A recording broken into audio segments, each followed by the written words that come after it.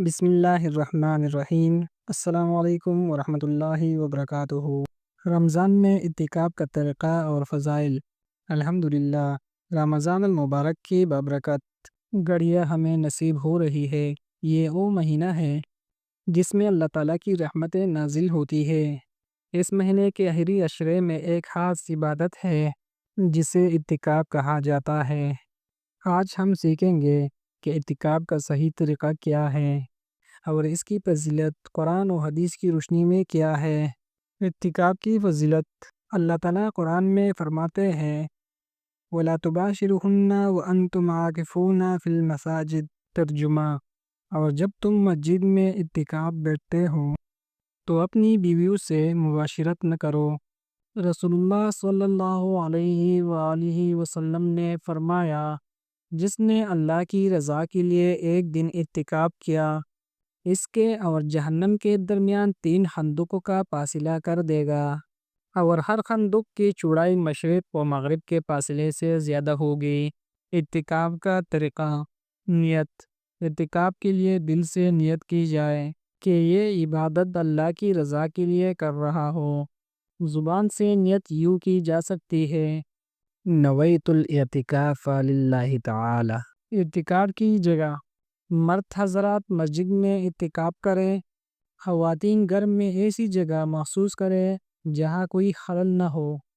اعتکاف کی مدت: سنت مؤکدہ اعتکاف رمضان کے آخری عشرے 20 رمضان کی مغرب سے 29 یا 30 رمضان کی مغرب تک ہوتا ہے۔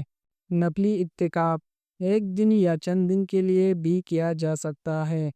اعتکاف میں کرنے کے اعمال: قرآن کی تلاوت کریں، درود شریف اور استغفار کا ورد کریں، زیادہ سے زیادہ دعا کریں، خصوصاً شب قدر کی راتوں میں۔ اعتکاف کے دوران ممنوع امور: فضول گفتگو سے پرہیز کریں، بلا ضرورت مسجد سے باہر نہ جائیں، دنیاوی مشاغل سے دور رہیں۔ اعتکاف کے فائدے اور انعامات: اللہ کا قرب حاصل ہوتا ہے، دل گناہوں سے پاک کرنے کا موقع ملتا ہے۔ اعتکاف انسان کو دنیا کی مصروفیات سے نکال کر اللہ کی عبادت میں مشغول کرتا ہے۔ لیلۃ القدر کی عظمت نصیب ہونے کا قوی امکان ہوتا ہے۔ یا اللہ، ہمیں رمضان کے ان بابرکت ایام میں زیادہ سے زیادہ عبادت کی توفیق عطا فرما، ہمیں لیلۃ القدر نصیب فرما، ہمارے گناہوں کو معاف فرما اور ہمیں جہنم کی آگ سے بچا لے، آمین۔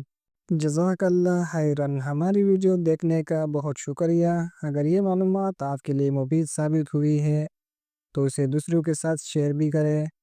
مزید اسلامک معلومات اور حدیث سننے کے لیے زم اسلامک اسٹوڈیو کو سبسکرائب کریں اور بیل آئیکن دبانا نہ بھولیں۔ انشاءاللہ پھر ملاقات ہوگی ایک نئی ویڈیو کے ساتھ، تب تک کے لیے اللہ حافظ۔